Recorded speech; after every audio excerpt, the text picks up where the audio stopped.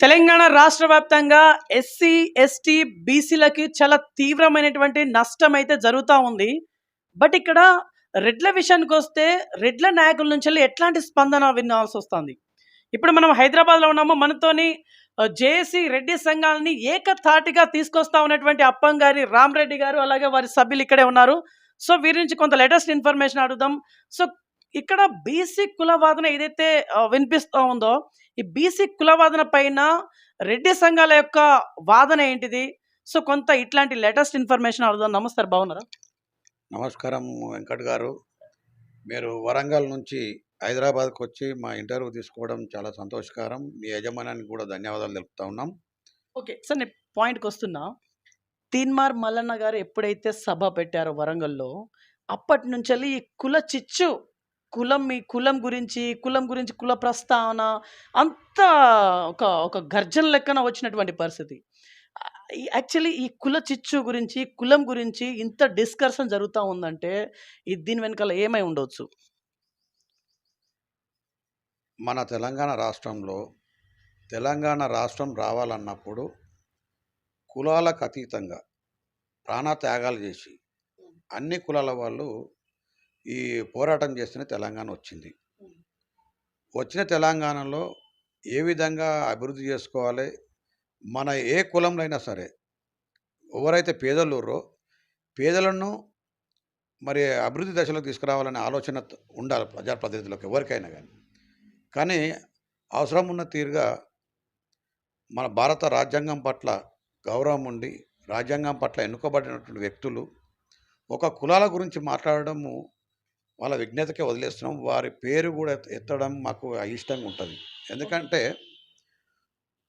రాజ్యాంగం పట్ల మరి ప్రజాస్వామ్యబద్ధంగా ఎన్నుకోబడినటువంటి వ్యక్తులు మరి అన్నదమ్ములలో ఉన్నటువంటి గ్రామీణ ప్రాంతంలో ఉన్నటువంటి కులాల మధ్య చిచ్చు రేపి వాళ్ళొక తీవ్రవాదులుగా, మేమైతే మీ తీవ్రవాదిగానే అనుకుంటున్నాను నేను. ఎందుకంటే అన్నదమ్ములో ఉన్నటువంటి కుటుంబాలను మరి ఒక కులం పేరు మీద చిచ్చు రేపి అది ఉన్నది. ఎన్నడన్నా మనం పుట్టి సుమారు 30-40 సంవత్సరాలు 50 సంవత్సరాలు వయసు ఉండొచ్చు ఇప్పుడు మాట్లాడుతున్న వ్యక్తులు. ఎన్నడన్నా బీసీలకు ఎక్కడనైతే అన్యాయం జరుగుతుంది, మరి ఎవరి ద్వారా జరుగుతుంది, ఎందుకు జరుగుతుంది? ఇప్పుడు బీసీల గురించి మన రెడ్డిల గురించో ఇంకా వెల్మల గురించో మాట్లాడుతున్నప్పుడు బీసీలకు అన్యాయం చేస్తున్నది నీకు వాళ్ళ యొక్క ప్రభుత్వం నుంచి వచ్చేటువంటి ఫలాల గురించి మాట్లాడుతురా, లేకుంటే మీకు రాజకీయ పరంగా పదవుల కోసం మాట్లాడుతురా? ఏమున్నా ఎమ్మెల్యేలు ఇంత కోట కావాలి, లేకుంటే ఎంపీటీసీలు ఇంత కోట కావాలి, లేకుంటే మంత్రులు ఇంత కోట కావాలి, ముఖ్యమంత్రి ఈయన కావాలి ఆయన కావాలని మాట్లాడుతురు. నిజంగా పేద ప్రజల కోసం ఎందుకు మాట్లాడతలేరు?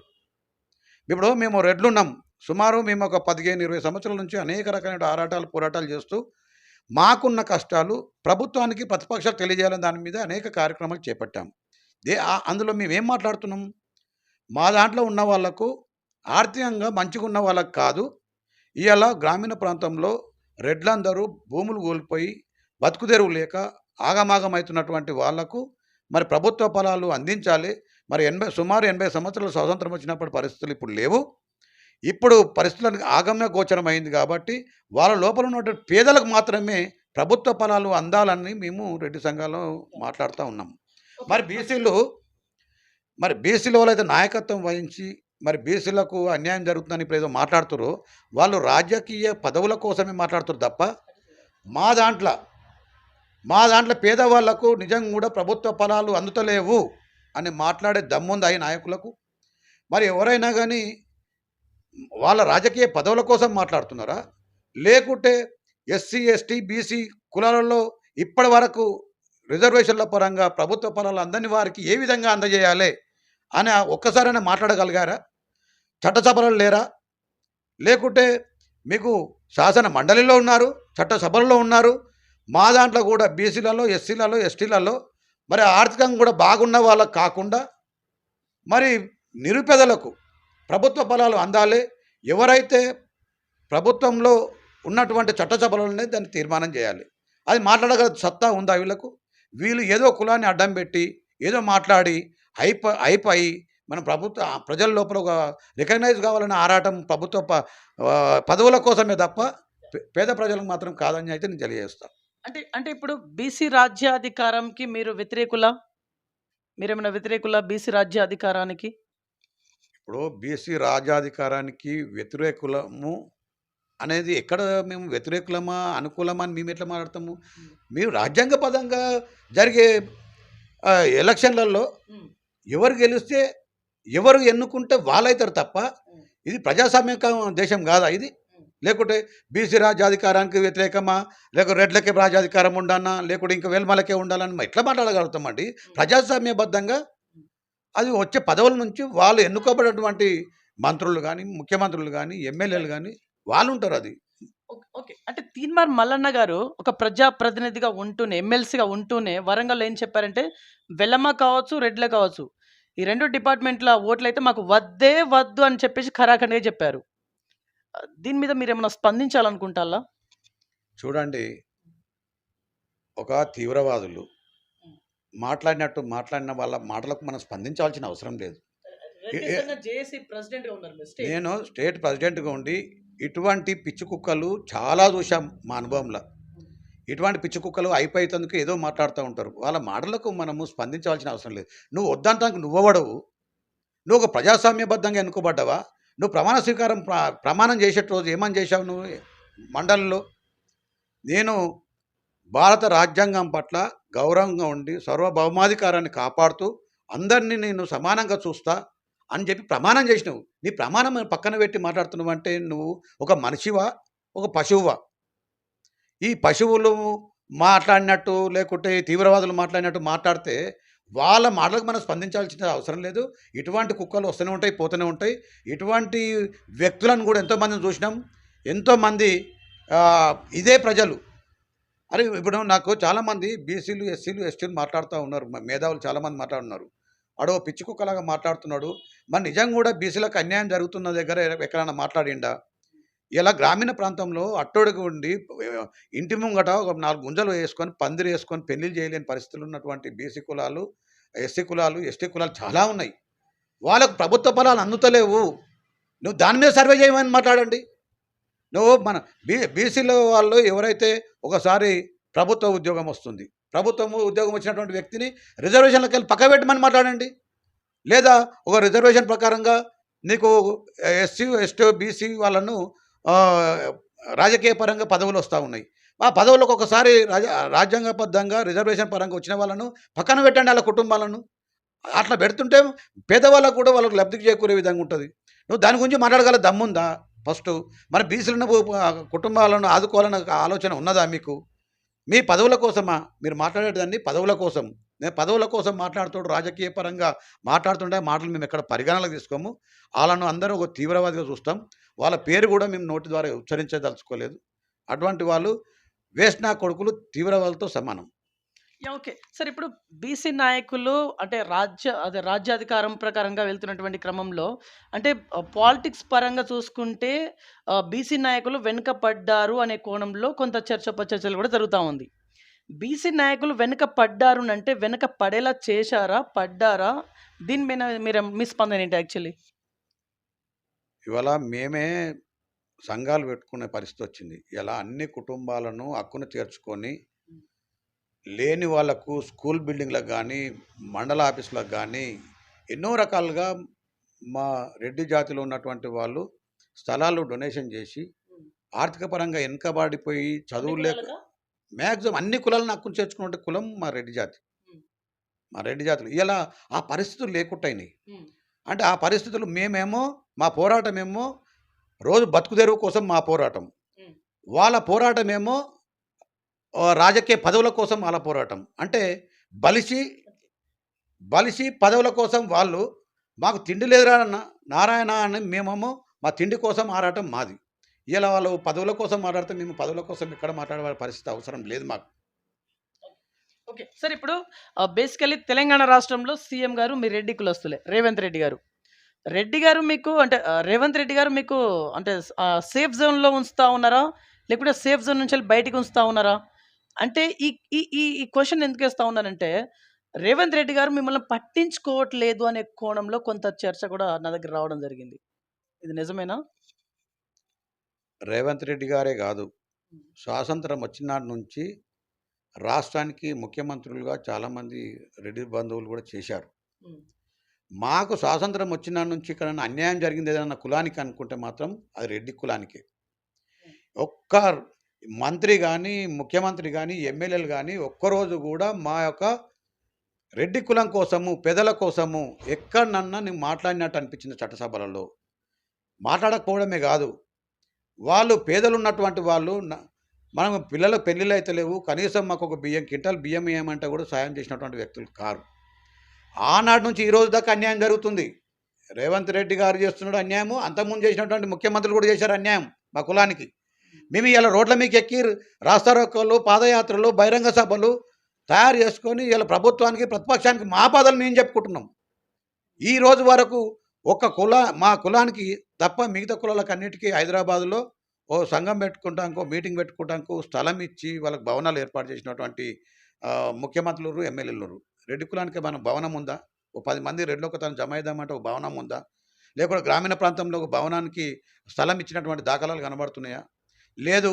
పేదలు మరి ఆగమాగమై పట్టణ ప్రాంతాలకు వచ్చి ఇవాళ డ్రైవర్గా పాచి పని, పార పని, సెంటరింగ్ పని చేసుకుంటూ ఇవాళ రెడ్డి అని చెప్పుకోకుండా మిగతా మల్లారెడ్డి ఉంటే మల్లయ్య అనో, రామరెడ్డి ఉంటే రామయ్య అనో అట్లా పెట్టుకొని ఇలా గ్రామీణ ప్రాంతంలోకి వలస వచ్చి ఇలా హైదరాబాద్ లోపల అనేక మంది రెడ్లు పేదలు ఉన్నారు. ఇలా హైదరాబాద్ లోపల సరౌండింగ్ అసెంబ్లీ స్థానాలు మీరు ఒకసారి పరిశీలన చేయండి. ప్రతి ఒక్క నియోజకవర్గంలో 1,00,000 పై చిలుకు ఓట్లున్నాయి రెడ్లయి. ఎందుకున్నాయి? ఇక్కడ ఏకదం రెడ్లో ఓరు 10 మందిని పిల్లలుగా అన్నారా? సంతాన ఉత్పత్తి బాగా జరిగిందా? ఇక్కడ మొత్తం గ్రామీణ ప్రాంతంలో ఉన్నటువంటి వాళ్ళు అక్కడ వ్యవసాయం చేసుకుందామంటే భూములు లేవు, కూలికి పోదామంటే ఈగోయిజం. అదే కూలి హైదరాబాద్ చుట్టుపక్కల వచ్చేసి ఇలా గుడిసెలల్లో ఉండి ఇలా రిక్షాలు దొక్కుంటా, మరి పాచి పని చేసుకుంటా, పార పని చేసుకుంటా, సెంట్రింగ్ పని చేసుకుంటా, డ్రైవర్గా చేసుకుంటా రకరకాల బాధలతోని బతుకుతూ ఉన్నారు హైదరాబాద్లో. ఇలా ఉన్నటువంటి మేడ్చల్ తీసుకోండి, కుత్బుల్లాపూర్ తీసుకోండి, కుకుట్పల్లి తీసుకోండి, షేర్లింగపల్లి తీసుకోండి, రాజేంద్ర నగర్ తీసుకోండి, చేవెళ్ళ తీసుకోండి, ఇలా ఇబ్రాహీంపట్నం తీసుకోండి, ఎల్బీ నగర్ తీసుకోండి. ప్రతి నియోజకవర్గంలో సుమారు 1,00,000 ఓట్లున్నటువంటి రెడ్ల సంఖ్య. అటువంటి రెడ్లున్నటువంటి ఎందుకు వచ్చినాయి ఆ ఓట్లు? అంత పర్సంటేజ్ ఎందుకు వచ్చింది ఇక్కడ హైదరాబాద్ చుట్టుపక్కల? అందరూ వలస వచ్చిర్రు. పరిస్థితులు లేవు పల్లెటూళ్ళల్లో. ఆగమ్య గోచరం. రెడ్లకు గ్రామీణ ప్రాంతంలో అన్యాయం జరుగుతుంది, బతకలేమనే పరిస్థితులు వలస వచ్చిర్రు. కాబట్టి మరి ఏ ముఖ్యమంత్రి రేవంత్ రెడ్డి గారి నుంచి స్వాతంత్రం దాకా చేసినటువంటి ముఖ్యమంత్రులు అందరూ అన్యాయం చేసిర్రు. ఇలా రేవంత్ రెడ్డి గారు కూడా మేనిఫెస్టోలో పెట్టిండు రెడ్డి కార్పొరేషన్ ఇస్తానని. రెడ్డి కార్పొరేషన్ని ప్రకటన చేస్తా అని చెప్పిండు. ఇంతవరకు దానికి ఒక కమిటీ లేదు, లేదా ఒక విధి విధానం లేదు. మరి ఇంతవరకు దాన్ని దరికి కూడా తీసుకున్నటువంటి పరిస్థితి లేదు. మాకు మీటింగ్ రమ్మంటే కూడా వచ్చే పరిస్థితి లేదు. మేము మొన్న శిల్పారామంలో మీటింగ్ పెడితే మా మీటింగ్ రాత్రి క్యాన్సిల్ చేయించిండే. శిల్పారామంలో ఉన్నటువంటి శిల్పకళాతోరణంను రాత్రి క్యాన్సిల్ చేసి కూడా ఆయన ప్రభుత్వ మీటింగ్ పెట్టుకున్నాడు. అందరం గ్రామీణ ప్రాంతంలోకి వచ్చి ఆగమాగం రోడ్ల మీద ఆగమాగమైనాం. మాకు వాడని అన్యాయం చేసిండని అంట్లో ఫస్ట్ వస్తాడు రేవంత్ రెడ్డి గారు వస్తాడు. రెడ్డి జాతికి మనం అన్యాయం చేసిండంటే సార్ ఇది మీరు ఎట్లా చెప్పగలుగుతున్నారు అసలు? రేవంత్ రెడ్డి గారు ఇప్పుడు రేవంత్ రెడ్డి గారు ఎవరు? నథింగ్ బట్ రెడ్డి కులస్తులే కదా, అంటే మీ కులమే కదా. అంటే మీ కులాన్ని అంటే ఇప్పుడు రేవంత్ రెడ్డి గారు ఎలా తక్కువ చేసి చూపించుకుంటారు? మీరేమో ఈ రకంగా అంటున్నారు. ఎలా తక్కువ చేస్తారు? ఇది నమ్మలేకపోతున్నా. ఇప్పుడు వెంకట్ గారు, రేవంత్ రెడ్డి గారు కానీ లేకుంటే ఇంకో ఎమ్మెల్యే కానీ రెడ్డి కులాస్తుడు ఎవరైనా ఉంటే రెడ్డి కులానికి ఇక్కడే మనం చేసినట్టే మన దాఖలాలు కనబడ్డాయా మీకు? అవి మనం ఉంటే మాకు చెప్పండి. మా రక్తంలో ఒక రోగం పాడైంది మా రెడ్డి కులాస్తుల లోపల. ఇలా అన్ని కులాలను హక్కున చేర్చుకొని అవసరం అనుకుంటే వాడు తినకుండా కూడా ఇతరులకు భోజనం పెట్టి వాళ్ళని ఆదుకున్నటువంటి జాతిలో పుట్టినాం. ఫస్ట్ వేరే కులాన్ని చూసుకుందాం రా నాయన అనే రకం చేసే ఇలా మా కులం ఆగమైపోయిందని చెప్పి మేము సంఘాలు పెట్టుకొని ఇలా బజార్కు వస్తున్నాం. మేము ఎక్కడ ఈ ఎమ్మెల్యే రెడ్డి కులం కానీ, మంత్రి కానీ, ముఖ్యమంత్రి కానీ ఎవరన్నా రెడ్లకి ఏమైనా న్యాయం చేసినట్టు ఎక్కడన్నా కనబడ్డదా? ఏం ఆదుకున్నట్టు ఏమైనా కనబడ్డదా? వ్యవసాయం చేసుకుంటాడు ఇప్పటికి కూడా కాళ్ళకు చెప్పులు లేకుండా దున్నుకుందామంటే ఎడ్లు లేక, నాగలి లేక, ట్రాక్టర్ లేక ఆగమాగం అయిపోయి పొలాలు అమ్ముకొని అప్పుల అయిపోయి పంట పొలాలు రాక ఊర్లేసుకున్న సంఖ్య చూడండి. ఇలా గ్రామీణ ప్రాంతం లోపల ఉరి పెట్టుకొని రైతు ఆత్మహత్యలు చేసుకుంటున్నారు. అంటే మా జాతి లోపల ఎక్కువ చేసుకుంటున్నారు. రైట్. సో ఇప్పుడు మీరు రేవంత్ రెడ్డి గారికి సూటిగా ఈ ఇంటర్వ్యూ ద్వారా రేవంత్ రెడ్డి గారికి సూటిగా ఇప్పుడు మీరేం చెప్పాలనుకుంటారు? సూటిగా రేవంత్ రెడ్డి గారు, మీరు మేనిఫెస్టోలో రెడ్డి కార్పొరేషన్ పెట్టారు. మీరు దాన్ని ఇప్పటి వరకు కూడా అమలు చేయలేదు. మీరు ఆ రోజు చెప్పారు, నేను ఒక భగవద్గీతగా, ఖురాన్‌గా, బైబిల్‌గా నేను అభివర్ణిస్తా. అందులో ఉన్న తూచా తప్పకుండా మేము పనిచేస్తామని చెప్పి మీరు మాటిచ్చారు. మీరు మాట నిలబెట్టుకుంటే ఒక రకం. ఇంతకుముందు ఉన్నటువంటి ప్రభుత్వం 2018లో మేనిఫెస్టోలో పెట్టి రెడ్డి కార్పొరేషన్ ఇస్తామని చెప్పి మోసం చేస్తే, మా రైతుల దగ్గర, రెడ్ల దగ్గర కర్రలుంటాయి ఆయుధాలు. ఊరి ఊరి లోపలికొస్తే కర్రలు కాల్చి వాతలు పెట్టి ఊరు పొలిమేర దాకా తింపి కొట్టే సత్తా మా రెడ్డి జాతికున్నది. మీ సంగతి ఏందో చూస్తాం. రేపు ఎంత తొందరగా అయితే అంత తొందరగా రెడ్డి కార్పొరేషన్ ఏర్పాటు చేసి, ఆ కార్పొరేషన్‌కు నిధులు కేటాయిస్తే, ఆ కేటాయించినటువంటి నిధులతోటి కొందరు అన్‌ఎంప్లాయిడ్ పెళ్ళిళ్ళు గాక రెడ్డి పిల్లలు 35 నుండి 40 ఏళ్ల వయసొచ్చినటువంటి రెడ్డి పిల్లలున్నారు, మగపిల్లలు. ఎందుకంటే ఏం చేయలేడు. అక్కడ పొలం లేదు, ఇక్కడ ప్రభుత్వ పొలాలు రావు. వాళ్ళ పిల్లని ఇచ్చేందుకు వాళ్ళు ముందుకు రారు. ఇలా ఆగమాగం అయిపోతుంది యూత్ అంతా. కాబట్టి వాళ్ళు కనీసమైనా రెడ్డి కార్పొరేషన్ ద్వారా లోన్ తీసుకొని ఏదైనా బిజినెస్ చేసుకొని కనీసం నలుగురికి ఉపాధి కల్పించి అతను కూడా బతికే పరిస్థితి తీసుకురావాలని చెప్పి రేవంత్ రెడ్డి గారికి చెప్తున్నాను. లేని పక్షంలో ఇంతకుముందే చెప్పాను, కర్రలు కాల్చి వాతలు పెట్టి ఊరు పొలిమేర కూడా దాటగొట్టే పరిస్థితి మాకు తీసుకురావద్దని చెప్పి హెచ్చరిస్తున్నాం మనం. ఓకే. స్థానిక సంస్థల ఎలక్షన్స్ అయితే రాబోతున్నాయి. మీ రెడ్డి కులస్తులకి మీరిప్పుడు ఏం చెప్పాలనుకుంటాళ్ళు? ఎందుకంటే చాలామంది ఓటర్స్ ఉన్నారు మీరు. ఏం చెప్తారు? యాక్చువల్లీ ఎంత పర్సెంట్‌లో ఉన్నారు మీరు ఓటర్స్ విధంగా చూసుకుంటే? మాది రెడ్లకొచ్చే వరకు 18% మేముంటాం. 18 లేనట్టుగా మరి గవర్నమెంట్ చెప్తా ఉంది. అది మోసపూరితం. మమ్మల్ని తక్కువ చేసి చూపిస్తా ఉన్నారు. తక్కువ చేసి ఎట్లా చూపిస్తారు? రేవంత్ రెడ్డే కదా అక్కడ ఉన్నది. రేవంత్ రెడ్డి, నాకు ఎల్లారెడ్డా, మల్లారెడ్డి అని అడుగుతలేను నేను. హ్మ్. మాకు జరుగుతున్న అన్యాయం ఈయనే జరుగుతుంది. ఎవరైనా స్వాతంత్రం వచ్చిన నుంచి ఇప్పటిదాకా వాళ్ళని మోసం చేసిన కులం ఏదైనా ఉందంటే రెడ్ల కులాలనే మోసం చేసిర్రు అందరూ. ఇప్పుడు లాస్ట్‌కొస్తే జనాభా ప్రాతిపదికన, కుల ప్రాతిపదికన తీసుకొస్తే కూడా మమ్మల్ని తొక్కే చూపెడుతున్నారు.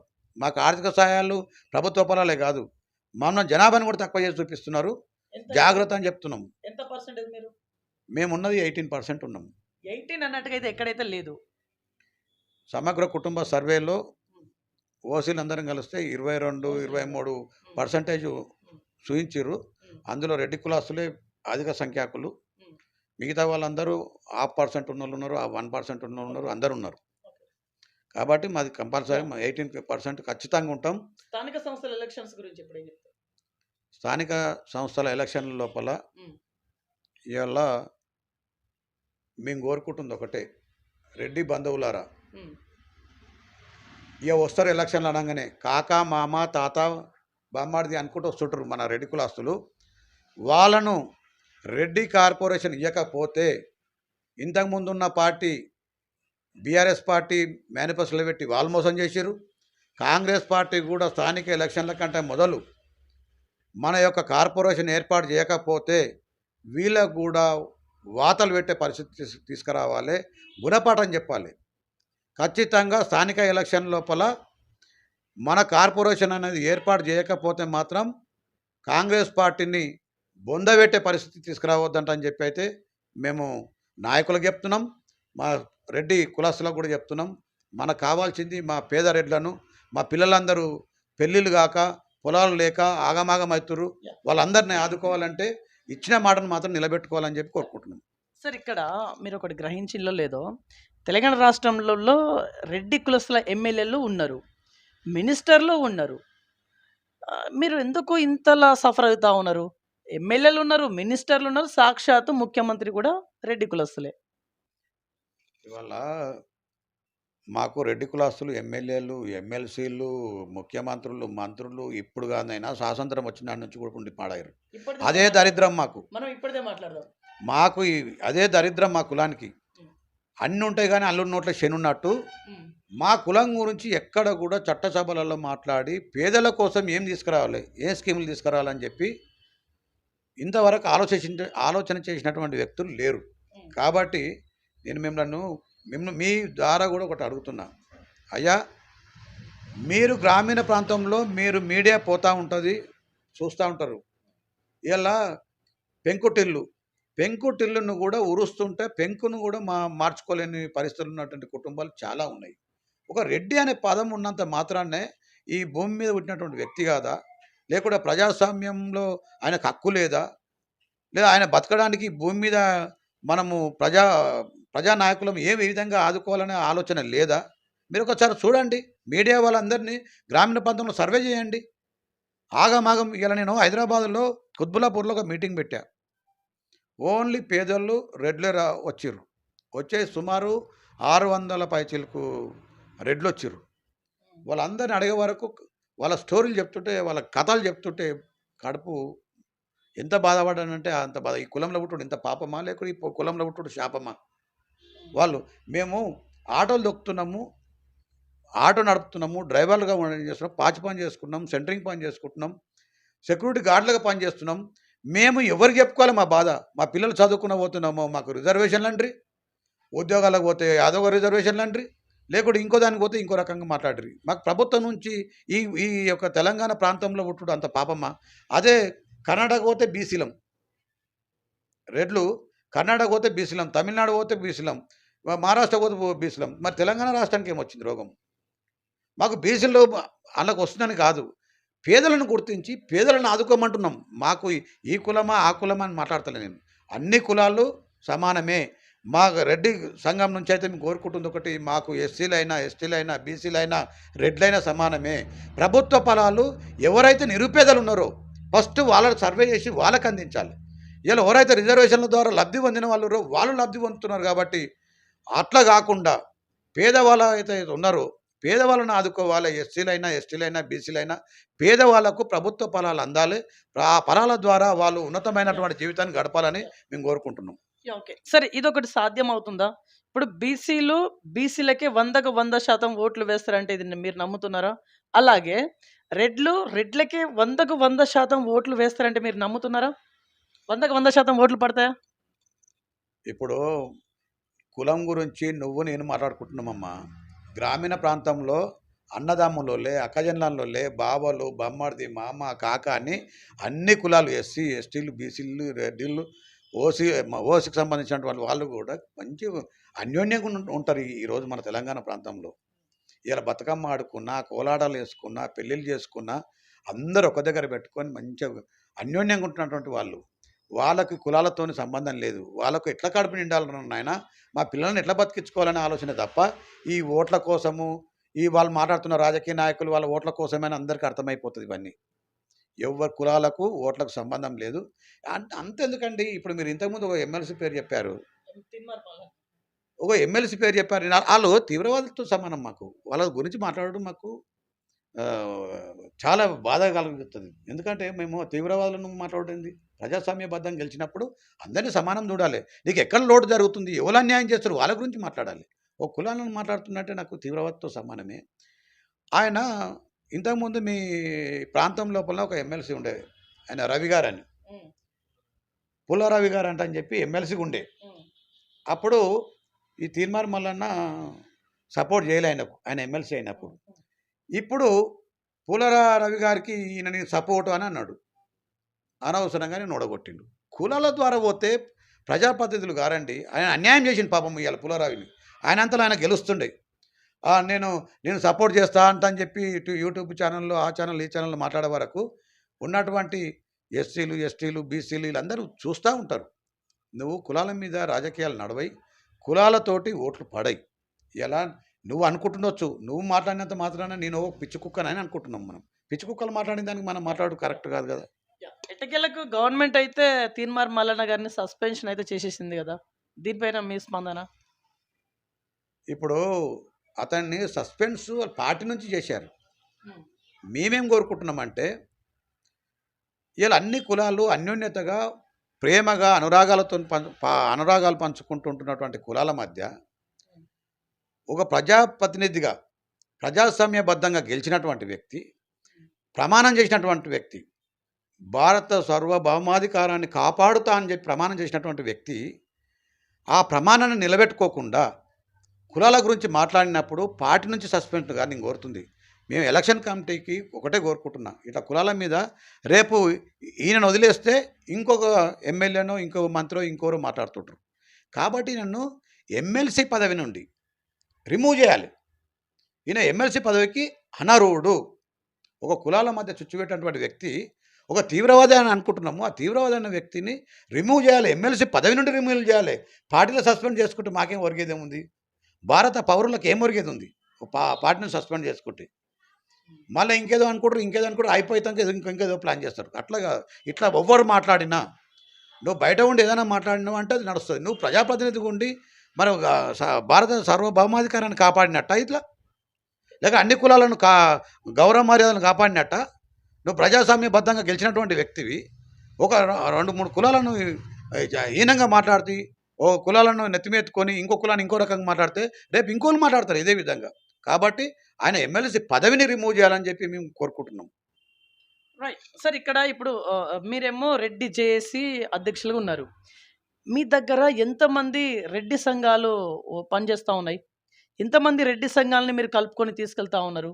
యాక్చువల్లీ ఎన్ని సంఘాలు ఉన్నాయి? రెడ్డి సంఘాలు తెలంగాణ రాష్ట్ర వ్యాప్తంగా ఎన్ని సంఘాలు ఉన్నాయి? ఎన్ని సంఘాలలో మీరు కలుపుకొని తీసుకుంటారు? రెడ్డి సంఘాలు అనేటివి గ్రామాన రెడ్డి సంఘాలు ఉంటాయి. గ్రామాన రెడ్డి సంఘాలు ఉంటాయి. కాలనీ రెడ్డి సంఘాలు ఉన్నాయి. కాంప్లెక్స్ రెడ్డి సంఘాలు ఉన్నాయి. కంపెనీల రెడ్డి సంఘాలు ఉన్నాయి. బస్ డిపోలలో రెడ్డి సంఘాలు ఉన్నాయి. ఈ విధంగా రాష్ట్రంలో ఉన్నటువంటి అన్ని రెడ్డి సంఘాలకు రెడ్డి చేసి ఓకే. ఒక వేదిక. ఈ ప్రభుత్వానికి మనం ఎలాంటి మన లోపల ఉన్నటువంటి బాధను, ఏదైనా కష్టాలను ప్రభుత్వానికి ప్రతిపక్షాలు తెలియజేయాలంటే ఒక వేదిక ద్వారా తెలియజేయాలనే ఆలోచనతోటి రెడ్డి జేఏసీని ఏర్పాటు చేసుకొని ఆ రెడ్డి జేఏసీ ద్వారా అనేక రకాలైనటువంటి సమస్యలు ప్రభుత్వం ప్రతిపక్షాలు తెలియజేయాలనే ఆలోచనతోటి ఈ వేదికను తయారు చేశాము. మీ వేదిక మీదికి ఏదైనా రెడ్డి సంఘాల వాళ్ళు రావట్లేదా? అందరికందరూ వస్తూ ఉన్నారా? కరెక్ట్గా చెప్పండి. ఇలా మేము పెట్టే కార్యక్రమానికి మ్యాక్సిమం మనం తీసుకుంటున్నటువంటి సబ్జెక్టు కరెక్ట్ అనుకున్నప్పుడు అందరూ ఏకతాటి మీకు వచ్చి కూడా మేము సుమారు ఒక 3.5-4 లక్షల మందితోటి కూడా ఇక్కడనే తారమతిపేటలో హైదరాబాదు ఔటర్ రింగ్ రోడ్డు కూడా పెద్ద లక్షల మందితో కూడా మీటింగ్ ఏర్పాటు చేయడం జరిగింది. వీలైనప్పుడు కొందరు గైరాజు, వీలు కానప్పుడు కొందరు గైరాజు కూడా అవుతారు. అట్లా ఏముండదు. ఇప్పుడు మొన్న ఎవరో మాట్లాడిన దానికి రాష్ట్రం మొత్తంలో బాగా స్పందన వచ్చింది. ఇలా ఆగం చేసారు. ఇలా అనవసరంగా నేను చెప్తే కదా, ఇప్పుడు ఒక ఎమ్మెల్సీ ఈ కులాల మీద మాట్లాడి అనవసరంగా ఒక ఎమ్మెల్సీని ఓడగొట్టిండు, పూలారావు గారని. నేను ఏమంటున్నానంటే రెడ్డి సంఘాలు అనేటివి మా యొక్క పేదలను కాపాడమని ఏర్పడ్డాయి తప్ప ఇతర కులాలకు మేము వ్యతిరేకం కాదు. మాకు అన్ని కులాలు సమానమే. ఇలా మేము కొన్ని డిమాండ్లు పెట్టుకొని ప్రభుత్వానికి తెలియజేసినాం. సెంట్రల్ గవర్నమెంట్ కానీ స్టేట్ గవర్నమెంట్ కానీ ఉపాధి హామీ పథకం ఉంది. ఉపాధి హామీ పథకాన్ని రైతులకు అనుసంధానం చేయాలి. ప్రతి రైతు, అన్ని కులాల రైతులను, అలా అన్ని కులాల రైతులను ఆదుకోవాలి. దానికి వ్యవసాయదారునికి అనుసంధానం చేస్తే కూలీలు కొంత తక్కువ పడడానికి మెరుగుపడే పరిస్థితి ఉంటుందని చెప్పి ఆ విధంగా మేము అన్ని కులాలను చూసుకుంటూ పోతాం తప్ప మళ్ళా మా దాంట్లో కూడా ఎవరైనా నిరుపేదలు ఉంటేనే వాళ్ళకు లబ్ధి చేకూర్చే విధంగా ప్రభుత్వ ఫలాలు అందే విధంగా మేము ప్రయత్నాలు చేస్తాం. కానీ భవిష్యత్తులో మీ కార్యాచరణ ఏంటిది? రాష్ట్ర అధ్యక్షులుగా ఉన్నారు మీరు జేఏసీకి. భవిష్యత్తులో మీ కార్యాచరణ? భవిష్యత్తులో ఇంతకుముందు చెప్పాము మేము, స్థానిక ఎలక్షన్లు వస్తున్నాయి. మెయిన్ ఎజెండా మాకు ఒక రెడ్డి కార్పొరేషన్ ఏర్పాటు చేస్తే అందులోపల పేద రెడ్లకు మాత్రమే ఆ యొక్క కార్పొరేషన్ ద్వారా రుణాలు ఇప్పించేసి వాళ్ళను ఆదుకోవాలనే ఆలోచన ఒకటి. ఆ కార్పొరేషన్ రావడానికి ప్రభుత్వంతో ప్రతిపక్షాలతో పోరాటం చేస్తూనే ఉంటాం. అది కాకుండా ఇటువంటి చీడపురుగులు వస్తే కూడా మేము అన్ని కులాలను, ఇలా మేము బీసీలను, ఎస్సీలను, ఎస్టీలను కూడా కలుపుకొని అన్నదమ్ములలో మెదులుతున్నటువంటి దాంట్లో మీకున్నటువంటి బాధలు, మీకు ఎవరికైతే రిజర్వేషన్ ద్వారా మీకు ఒక ఇల్లు రాలేదు, పెన్షన్ రాలేదు, లేకుంటే ఇంకా వ్యవసాయ పనిముట్లు రాలేవు, లేక చదువుల సీట్లు రాలేవు, వాళ్ళకు వచ్చే విధంగా వాళ్ళందరినీ కూడా మమేకం చేసుకొని ఇలా ఎస్సీలను, ఎస్టీలను, బీసీలను కూడా కలుపుకొని పోయి వాళ్ళ లోపల అన్యాయం గురవుతున్నటువంటి వాళ్ళని కూడా మేము ప్రభుత్వానికి విన్నవిస్తానికి అనేక రకాల ప్రయత్నాలు చేయాలనే ఆలోచన తీసుకెళ్తా ఉన్నాం. Okay sir, last and finally ఏం చెప్పి ముగించాలనుకుంటారు మీరు? తీన్మార్ మల్లన్న గారికి కావచ్చు, లేకుంటే సాక్షాత్ మీ ముఖ్యమంత్రి అంటే మీ రెడ్డి కులస్తులు చెందినటువంటి రేవంత్ రెడ్డి గారికి కావచ్చు, ఫైనల్లీ ఏం చెప్పాలనుకుంటారు? Final one. ఇంకా నేను వీళ్ళని ఎవరు పేర్లు పెట్టి మాట్లాడేటువంటి మాకు అన్యాయం చేసిన ప్రతి ఒక్కరిని కూడా పేర్లు పెట్టి మాట్లాడవలసిన అవసరం లేదు.